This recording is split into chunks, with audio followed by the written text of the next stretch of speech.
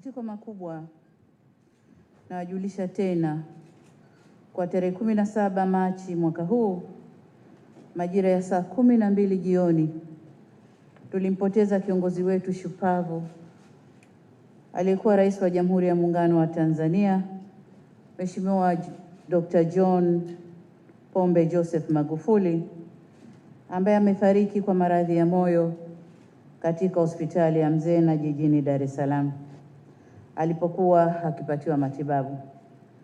Mheshimiwa Rais Magufuli alilazwa tarehe 6 Machi mwaka huu katika taasisi yetu ya moyo ya Jakaya Kikwete kwa tatizo la mfumo wa umeme katika moyo ambao kitaalamu unajulikana kama chronic atrial fibrillation ambalo alikuwa nalo kwa zaidi ya miaka 10. Aliruhusiwa tarehe 7 Machi 2021 na kuendelea na majukumu yake.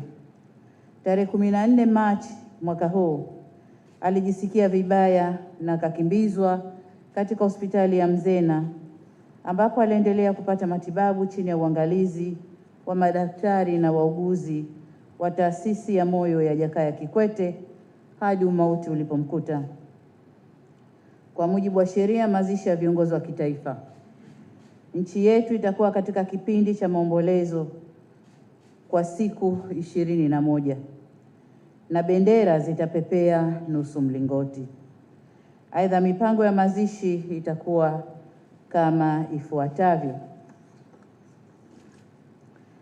Tarehe 20, yani siku ya Jumamosi, mwili wa hayati Dr. John Pombe Magufuli utatolewa hospitali ya Jeshi Lugalo na kupelekwa katika kanisa la St. Peter pale Oysterbay kwa ibada na baadaye kupelekwa uwanja wa Uhuru kwa kuagwa na viongozi. Tarehe 21, wananchi wa Dar es Salaam wataaga mwili wa hayati Dr. John Pombe Magufuli na baadaye mwili utasafirishwa kuelekea Dodoma.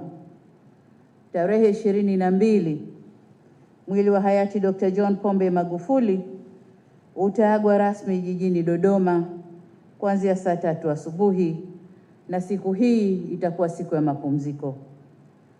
Tarehe 23, mwili wa hayati Dr. John Pombe Magufuli utaagwa pale Mwanza na baadaye kusafirishwa kuelekea Chato.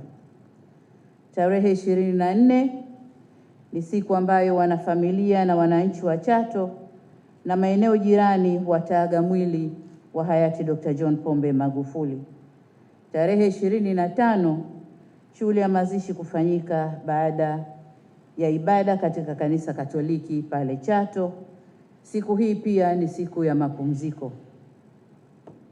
Ndugu wananchi, kutakuwa pia kuna vitabu vya maombolezo ambapo watu wote watakaopenda kwenda kusaini vitabu hivyo wataruhusiwa kwenda. Kwa hapa Dar es Salaam kitabu kitakuwa katika ukumbi wa Karimjee. Dodoma kitabu kitakuwa Nyerere Square. Lakini pia ofisi za Wizara ya Mambo ya Nje hapa Dar es Salaam na ofisi zote za ubalozi wa Tanzania nje zitakuwa pia zina vitabu hivyo. Lakini kwa Chato kutakuwa pale kwa mkuu wa wilaya patakuwa pana kitabu cha kusaini. Kwa Zanzibar ni jengo la zamani la Baraza la Wawakilishi na ofisi zote za wakuu wa mikoa na ofisi zote za wakuu wa wilaya Tanzania nzima zitakuwa na vitabu hivyo. Ndugu wananchi, baada ya kusema hayo, naomba tupokee kwa masikitiko msiba huu uliokuta taifa letu, na hatuna budi ila kusema Bwana ametoa, Bwana ametwaa, jina lake lihimidiwe, na raha ya milele umpe Bwana, na mwanga wa milele umwangazie. Apumzike kwa amani. Amen.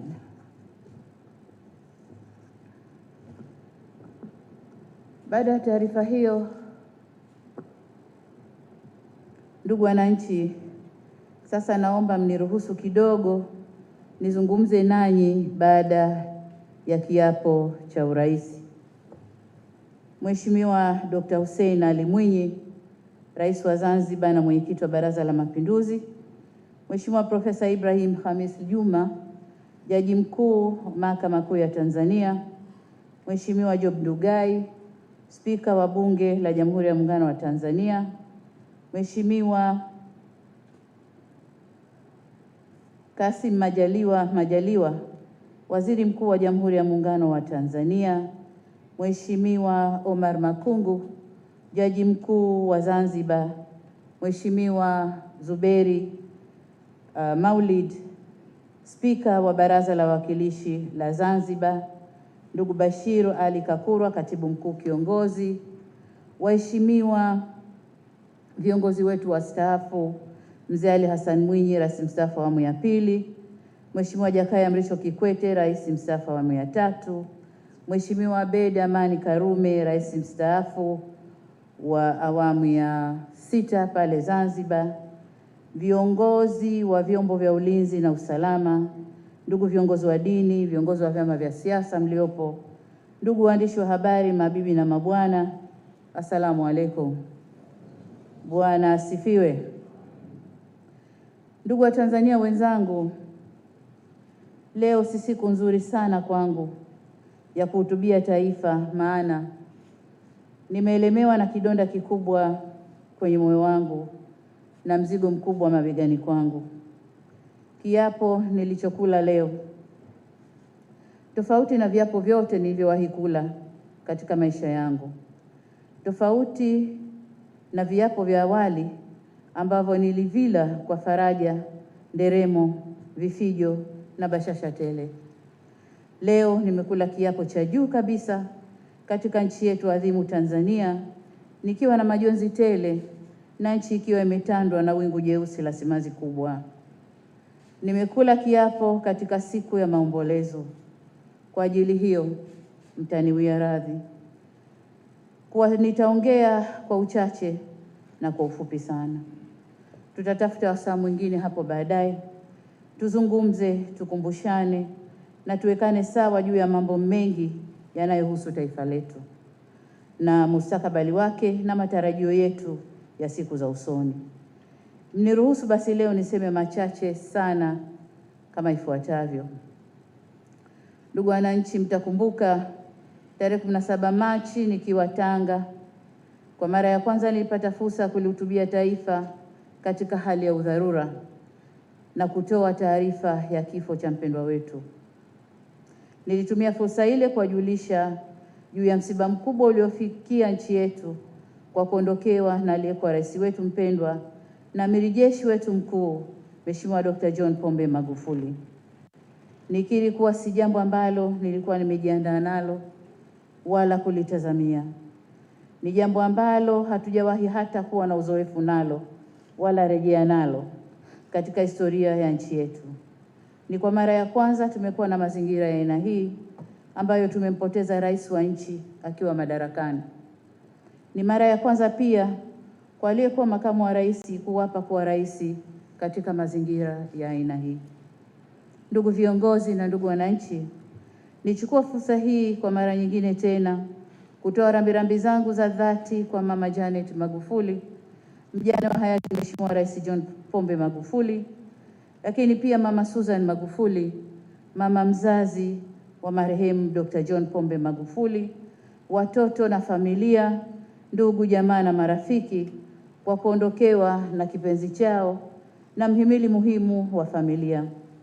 Natambua ukubwa wa ombwe ambalo ameliacha katika familia. Nitumie fursa hii kuhakikishia kuwa tunaungana nao katika kipindi hiki kigumu cha majonzi na kuahidi kuendelea kuwashika mkono na kuwafariji. Tunawaombea kwa Mwenyezi Mungu awape moyo wa subira na ustahimilivu katika kipindi hiki kigumu. Si jambo jepesi wala si jambo rahisi. Natoa pia salamu zangu za rambirambi kwa wananchi wote wa Tanzania kwa pigo hili kubwa. Ni msiba mzito na ambao hatukuutarajia. Sote tunafahamu namna hayati Rais Magufuli alivyoipenda nchi hii na alivyojitoa kuwatumikia watu wake. Sote tulishuhudia kiu, dhamira na nia yake njema na ya dhati ya kutaka kuibadili nchi yetu na kuipatia mafanikio makubwa. Sote ni mashahidi wa namna ambavyo wameweza kuibadili taswira ya nchi kwa vitendo na kwa utendaji wake imara usiotikisika wala kuyumbishwa, huku muda wote akimtanguliza Mungu mbele. Sote tulisikia matamanio na maono yake makubwa kwa nchi hii aliyotafsiri katika mipango, mikakati na ujenzi wa miradi mikubwa. Mimi nilipata bahati ya kuwa makamo wake. Alikuwa ni kiongozi asiyechoka kufundisha, kuelekeza kwa vitendo vipi anataka nchi hii iwe au nini kifanyike. Amenifundisha mengi, amenilea na kuniandaa vya kutosha. Naweza kusema bila chembe ya shaka kuwa tumepoteza kiongozi shupavu, madhubuti, mzalendo, mwenye maono, mpenda maendeleo, mwanamwema wa bara la Afrika na mwanamapinduzi wa kweli. Mheshimiwa Magufuli alikuwa chachu ya mabadiliko. Kwa kweli tumepwelea kwa kuondokewa na kiongozi wetu huyu. Hatuna cha kusema zaidi ya kusema raha ya milele umpe Bwana, na mwanga wa milele umwangazie, apumzike kwa amani. Na kwa sisi Waislamu tuseme inna lillahi wa inna ilaihi rajiun. Ndugu viongozi na ndugu wananchi, niwaombe Watanzania tuwe na moyo wa subra, tujenge umoja na mshikamano katika kipindi hiki kigumu.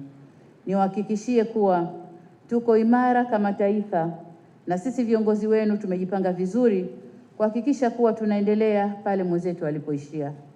Tunayo katiba ambayo nimeapa kuilinda na kuisimamia, ambayo imebainisha vizuri hatua za kufuata pale inapotokea tukio kama hili la kumpoteza rais akiwa madarakani.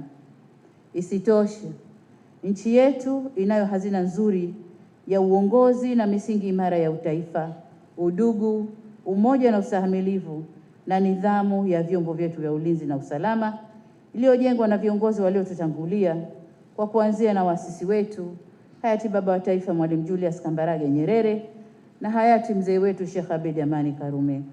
Pamoja nao ni maraisi waliostaafu na waliofuatia, wakifuatiwa na mpendwa wetu hayati Rais Magufuli. Niwahakikishie kuwa hakuna jambo litakaloharibika. Ndugu viongozi na ndugu wananchi, kabla sijamaliza, nitumie fursa hii kuwashukuru viongozi wa mihimili yetu muhimu ya Bunge na Mahakama kwa mshikamano walioonyesha katika kipindi hiki. Nimshukuru Mheshimiwa Hussein Ali Hassan Mwinyi, Rais wa Zanzibar na mwenyekiti wa Baraza la Mapinduzi, na mihimili yake yote kwa kuwa nami bega kwa bega katika kipindi hiki kigumu. Aidha, nawashukuru pia wenzangu katika serikali wakiongozwa na Waziri Mkuu Mheshimiwa Kassim Majaliwa kwa ushiriki wao katika kusimamia kipindi hiki cha mpito. Niwashukuru pia wakuu wa vyombo vya ulinzi na usalama kwa kutekeleza wajibu wao ipasavyo chini ya katiba yetu kwa kuhakikisha nchi yetu inaenda kuwa ya amani na utulivu. Niwashukuru viongozi wa dini kwa kuendelea kuliombea taifa letu katika kipindi hiki kigumu. Kipekee nikishukuru chama changu, Chama cha Mapinduzi, kwa ukomavu wake na uongozi wake madhubuti ambao ndio msingi wa kuwezesha mabadiliko haya ya uongozi kwa amani na utulivu. Nitumie fursa hii pia kuwashukuru ndugu zetu wa vyama vya upinzani kwa salamu zao za kunitia nguvu, faraja na mshikamano walizokuwa wakinifikishia mara tu baada ya kutangaza taarifa za msiba huu mkubwa. Katika muktadha huo, niwashukuru viongozi wenzangu kutoka nchi jirani na nchi rafiki duniani kote waliotufikishia salamu za rambirambi kutokana na msiba huu mzito. Vile vile nivishukuru vyombo vyetu vyote vya habari ambao wamekuwa wakirusha matokeo yote mubashara, bila kuwasahau wasanii wetu ambao wametunga tungo na nyimbo mbalimbali za faraja. Na mwisho, japo si kwa umuhimu, nishukuru familia yangu, hususan mume wangu, watoto wangu wapendwa, ndugu, jamaa, marafiki, pamoja na ofisi ya Makamu wa Rais kwa kunitia nguvu na kunifariji katika nyakati hizi ngumu. Ndugu viongozi na ndugu wananchi, kabla sikuhitimisha, naomba niwaase ndugu zangu wa Tanzania kusimama pamoja na kushikamana katika kipindi